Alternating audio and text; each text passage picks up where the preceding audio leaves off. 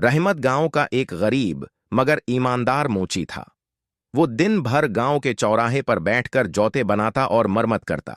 उसका काम छोटा था, मगर वो बहुत मेहनती और दयानतदार था।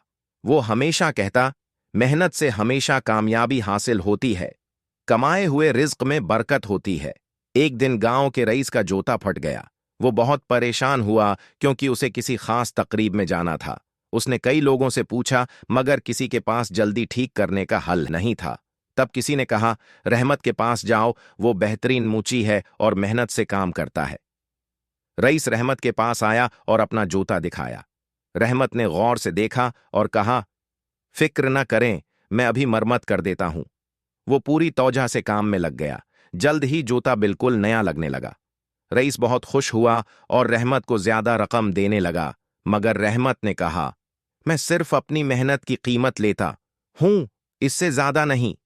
रईस रहमत की ईमानदारी से बहुत मुतासिर हुआ और पूरे गांव में उसकी तारीफ करने लगा।